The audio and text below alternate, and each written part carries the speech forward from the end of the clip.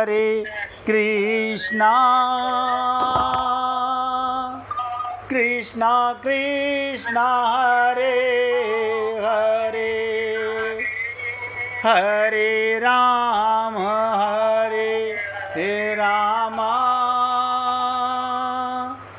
राम राम हरे हरे हरे कृष्णा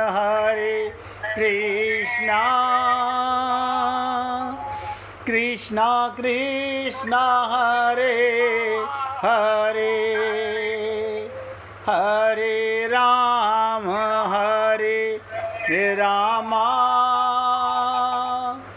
राम राम हरे हरे हरे कृष्णा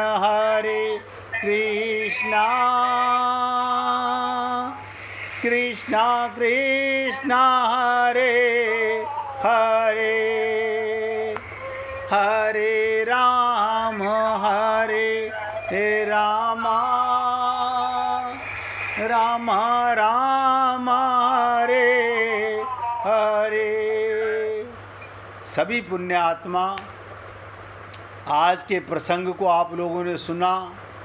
आज नहीं, सत्संग के बाद सोचना कि कहीं मेरी बुद्धि पथरा तो नहीं गई है, कहीं ये जड़ बुद्धि तो नहीं हो गई है, इससे भगवान नहीं मिलेंगे, चेतन बुद्धि से मिलेंगे। इससे आगे की चर्चा अभी नया टॉपिक शुरू नहीं करना चाह रहा हूँ। कल मैंने आप सबसे निवेदन किया, भगवान आज मिल सकते हैं। परमात्मा की प्राप्ति जितनी सरल है, इतना सरल कोई काम नहीं। केवल परमात्मा की चाहना रहे, दूसरी कोई चाहना हो। परमात्मा के समान दूसरा कोई है ही नहीं। जैसे परमात्मा अनन्य, ऐसे उनकी चाहना भी अनन्य। सांसारिक भोगों के प्राप्त होने में तीन बातें होनी जरूरी हैं: इच्छा का होना, उद्योग कर्म का होना और प्रारब्ध का होना, सांसारिक वस्तुओं के लिए। लेकिन भगवत प्राप्ति के लिए केवल एक इच्छा का होना ही बहुत है। परमात्मा के सिवाय कोई भी चीज इच्छा मात्र से नहीं मिलती। कारण है, मनुष्य शरीर परमात्मा की प्राप्ति के लिए मिला। सीतारामाचार्य जी ने कहा ना, इस देह में हरि मिलत है। मिला, अपनी प्राप्ति का उद्देश्य रखकर भगवान ने हमें मनुष्य शरीर दिया। वरना आप और हम लोग पशु योनि में, पक्षी योनि में, पता नहीं किस किस योनियों में हम भ्रमण करके आए हुए हैं। दूसरी बात, परमात्मा सब जगह है। अब ध्यान से सुनो, पुरुष हो, स्त्री हो, साधु हो, गृहस्थ हो, पढ़ा लिखा हो, अनपढ़ हो, बालक हो, जवान हो, कैसा भी क्यों ना हो, केवल इच्छा मात्र से परमात्मा को प्राप्त कर सकता है। परमात्मा के सिवाय ना जीने की चाहना हो, ना मरने की चाहना हो। यानी एक धारणा मन में धारो, ना संग्रह की इच्छा, ना भोगने की इच्छा। आप हम लोग वस्तुओं की चाहना बहुत करते हैं। अगर इसका अभाव हो जाएगा तो हमारे प्रारब्ध में लिखा है वो हमारे को मिलेगा ही। ध्यान से सुनो, लेकिन फिर भी हम इच्छा करते रहते हैं। अगर किसी को राजपद लिखा हुआ है तो राज बनेगा, इच्छा करने से क्या होगा। जो चीज़ हमारे भाग्य में लिखी है उसको दूसरा नहीं ले सकता। हमारे को आने वाला बुखार दूसरे को कैसे आ जाएगा। हमारे प्रारब्ध में धन लिखा है, जरूर आएगा, परंतु परमात्मा की प्राप्ति, ध्यान से सुनो, प्रारब्ध नहीं है। परमात्मा की प्राप्ति में प्रारब्ध कोई काम नहीं आता है। परमात्मा किसी मूल्य के बदले नहीं मिलते। मूल्य से वही वस्तु मिलती है जो मूल्य से कम कीमत की होती है। बाजार में आप और हम लोग जाते हैं, क्या खरीद कर लाते हैं? जो दे के आते हैं उसे कम चीज लेकर के आते हैं।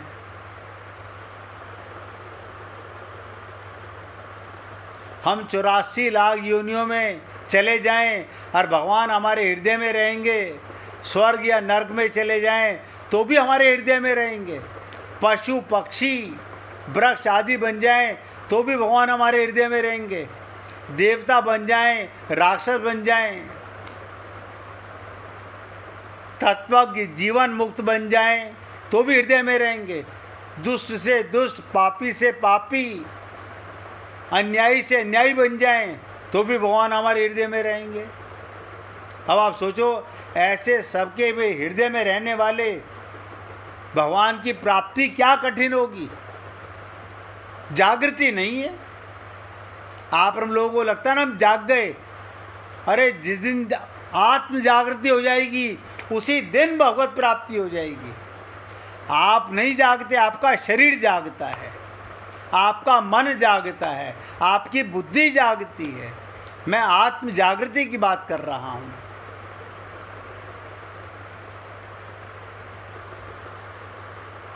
मान लें, ध्यान से सुनो, कोई मच्छर गरुड़ जी से मिलना चाहे तो गरुड़ जी भी उससे मिलना चाहें तो पहले मच्छर गरुड़ जी के पास पहुंचेगा, गरुड़ जी मच्छर के पास पहुंचेंगे।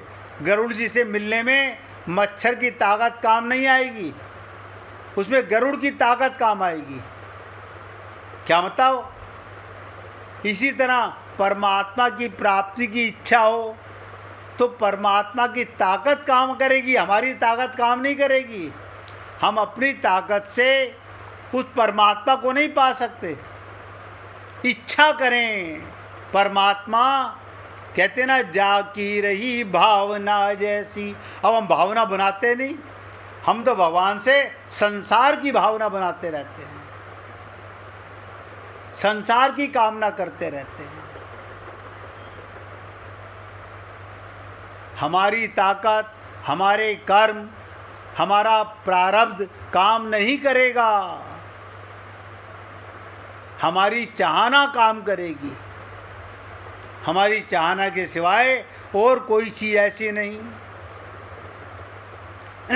जिससे भगवत प्राप्ति सरल हो सके। गीता के अंदर कहा गया, हे अनंत, हे अनंत, जिसका कोई अंत नहीं है, वो अनंत हैं, प्रभावशाली भगवान।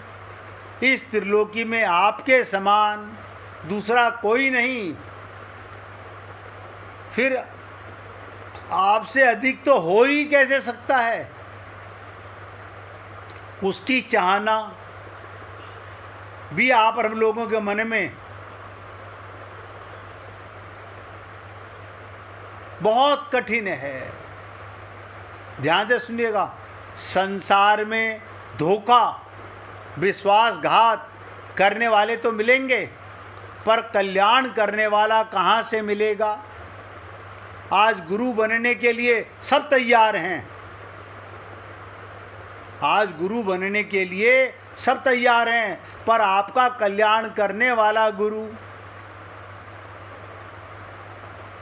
कह देंगे कि गुरु गोविंदो खड़े, इससे काम नहीं बनेगा। ये ठगाई में आती हैं बातें।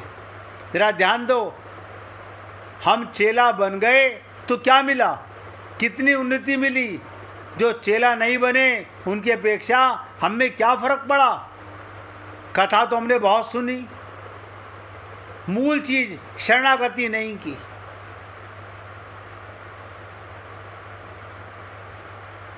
इसलिए भगवान का प्रेम कैसे करना चाहिए? तत्व से जानकर।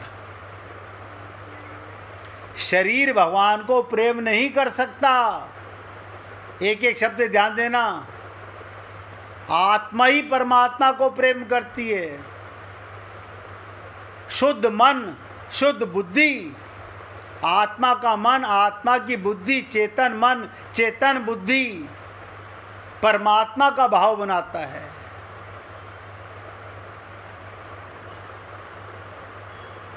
जिसमें जितनी दया, समता, उतना ही परमात्मा में स्थित है। भगवान कहते हैं गीता में, जिनका मन समत्व भाव से, उनके द्वारा जीवित अवस्था में ही संपूर्ण संसार जीत लिया जाता है।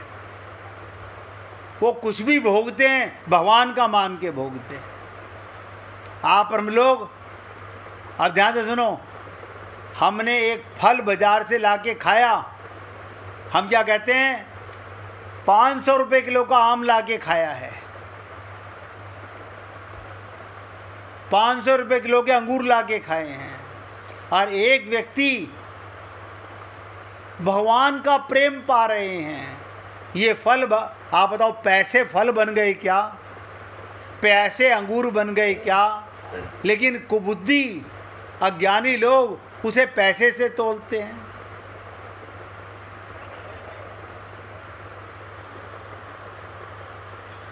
इसलिए कहते हैं संसार जीत लिया गया, वे जीते हुए मुक्त हैं, क्योंकि सच्चिदानंद घन परमात्मा निर्दोष और सम हैं, सब में बराबर हैं। भगवान इसीलिए गीता में कहते हैं, यो माम पश्यन्ति सर्वत्र सर्वचय मयि पश्यति तस्याहं न प्रणश्यामि स च मेवे प्रणश्यति। जो पुरुष संपूर्ण भूतों में सबके आत्मा रूप मुझ वासुदेव को व्यापक देखता है।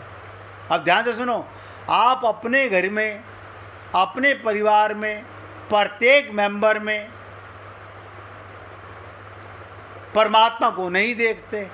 अब भगवान कह रहे हैं गीता में, जो संपूर्ण भूतों में, सब शरीरों में आत्मा रूप से मुझे वासुदेव को व्यापक देखता है, वो मुझे अंतर्गत देखता है, उसके लिए मैं अदृश्य नहीं हो पाता। क्यों? जित देखूं तित श्याममयी है, मैं सब में नजर आने लग जाता हूँ। उसकी आँख की पुतली में परमात्मा की पुतली बन जाती है। अभी आप और हम लोग ममता मोह आसक्ति से देखते हैं। अब देखो, हमारी आँख देखती है, हमारी बुद्धि देखती है, अपने बेटे में भी परमात्मा का है, दूसरे के बेटे में भी परमात्मा है, लेकिन हम क्या कहते हैं, नहीं ये मेरा बेटा है, ये मेरा बेटा नहीं है। तो ये हमारी कुबुद्धि है, हमारी आँख ठीक नहीं है। भगवान तो कह रहे हैं गीता में, मैं अदृश्य हो नहीं सकता, वो मेरे लिए अदृश्य नहीं होता और मैं उससे अदृश्य नहीं होता। इस प्रकार समरूप परमात्मा, समरूप, सब में बराबर, सब जगह हैं। इस प्रकार जिसकी समता में स्थिति हो गई, उसकी परमात्मा में स्थिति हो गई। भगवान राम समदर्शी हैं, महात्मा पुरुष भी समदर्शी हैं। क्या मतलब? मान और अपमान में सम होना, मित्र और वैरी के पक्ष में सम होना, जो निरंतर आत्मभाव में स्थित है, दुख सुख को समान समझने वाला, मिट्टी पत्थर और स्वर्ण में समान भाव वाला ज्ञानी, प्रिय अप्रिय को एक सा मानने वाला, अपनी निंदा स्तुति में भी समान भाव रखता है। उसकी कोई निंदा करे या उसकी स्तुति करे, उसे कोई फर्क नहीं पड़ता। आप और हम लोगों को तो फर्क पड़ता है ना, कोई हमारी निंदा करे हमें बुरा लगता है, लेकिन जो समभाव में स्थित हो गया उसे कोई फर्क नहीं पड़ता।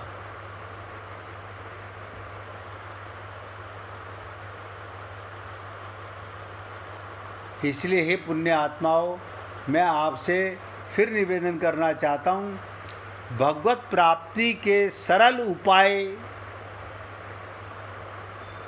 आप देखो, रामचरितमानस का प्रसंग चल रहा है, रामचरितमानस में ही बता रहा हूँ। जब सेतु बंद, रामेश्वर का पुल बांधा गया, सबको सुना, रामचरितमानस में पढ़ा गया होगा कि सेतु बंद, रामेश्वर का पुल बांधा गया। हनुमान जैसे बंदर बड़े बड़े पहाड़ ढोकर ला रहे हैं, उनको किसी ने गिरिधर नहीं कहा,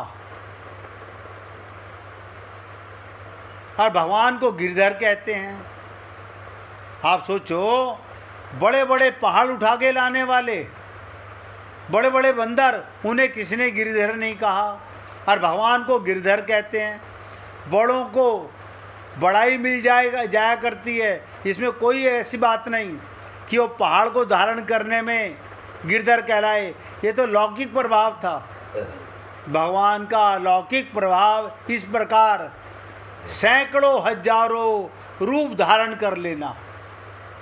भगवान जब रास होता है, जितनी गोपियां उतने भगवान अपने आप को रूप में धारण कर लेते हैं।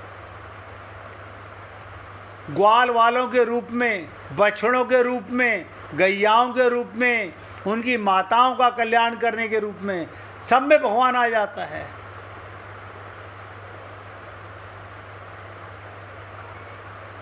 आप लोगों ने सुना होगा कि पूतना जब अपने स्तनों में विष लगाकर हलाहल जहर पिलाने आई तो पिला दी।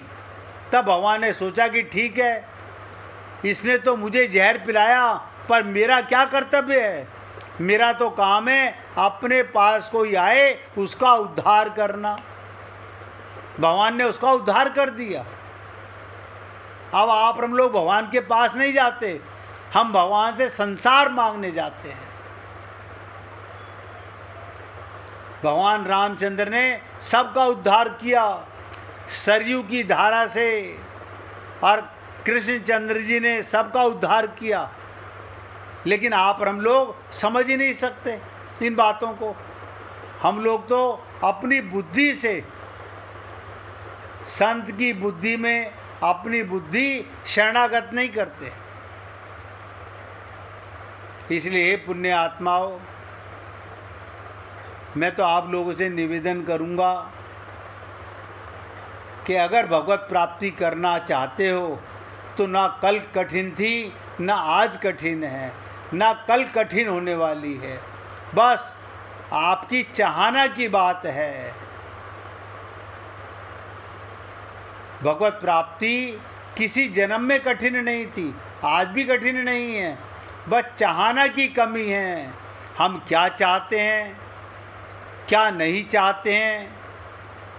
ऊंची से ऊंची इच्छा करो, लेकिन भगवत प्रेम की करो। भगवत प्राप्ति कभी कठिन नहीं थी। आज मैंने आगे का प्रसंग नहीं छेड़ा है, आज केवल आपके साथ में रावण और इंद्र की चर्चा बताई कि दोनों भोगी हैं, दोनों छल कपट से, एक सीता का हरण करता है, एक अहिल्या का हरण करता है। और तुलसीदास जी ने उससे भी विशेष बात कही कि प्रभु अहिल्या को पत्थर से नारी बना दिया, उसे आत्मज्ञान करा दिया, भगवत प्राप्ति करा दी।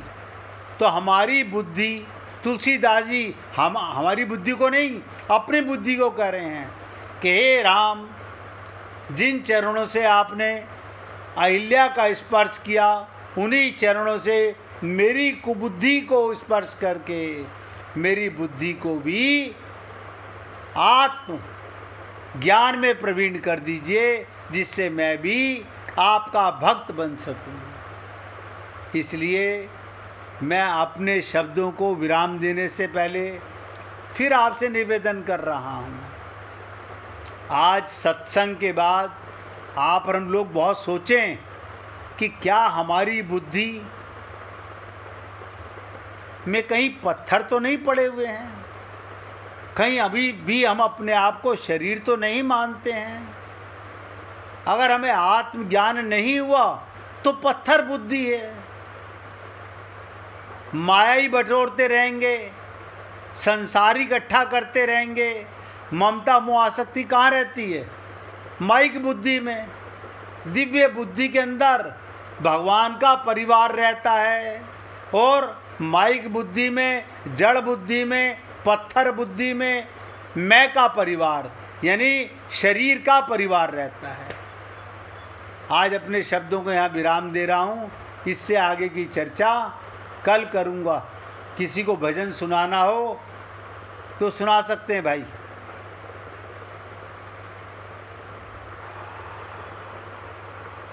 सुनाओ प्रभु।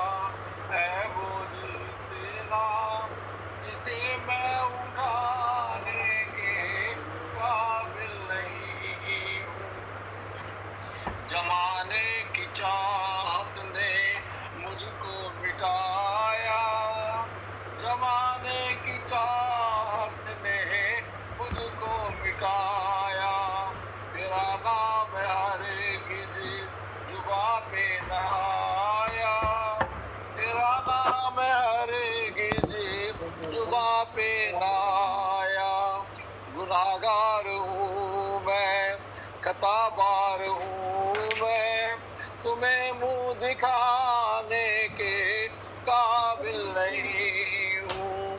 तेरी मेहरबानी का है बोझ इतना, जिसे मैं उठाने के काबिल नहीं हूँ। ये माना तुम्ही हो दाता जाके, ये माना तुम्ही हो दाता जाके, मगर कैसे फैलाऊं झोली में आके। जो पहले दिया है वो कुछ कम नहीं है, उसी को निभाने के काबिल नहीं हूँ। तेरी मेहरबानी का है बोझ इतना, जिसे मैं उठाने के काबिल नहीं हूँ। तुमने अता की है मुझे जिंदगानी, महिमा तेरी मैंने फिर भी न जानी। कर्जदार इतनी तेरी दया का हूँ इतना, कि कर्जा चुकाने के काबिल नहीं हूँ। तेरी मेहरबानी का है बोझ इतना, जिसे मैं उठाने के काबिल नहीं हूँ। जी चाहता है दर पे सिर झुका लूं, जी चाहता है कि दर पे सिर झुका लूं। तेरा दर्स एक बार जी भर के पालूं, सिवा दिल के टुकड़ों के ओ मेरे दाता, मैं कुछ भी चढ़ाने के काबिल नहीं हूँ। तेरी मेहरबानी का है बोझ इतना, जिसे मैं उठाने के काबिल नहीं हूँ। बोलिए वृंदावन बिहारी लाल की जय। जय जय श्री राधे, जय जय श्री राधे। बोलिए लाल जी का मंगल हो, सभी भक्तों का मंगल हो। सबको राधे राधे भैया, सबको राधे राधे जी, राधे राधे, सबको राधे राधे जी।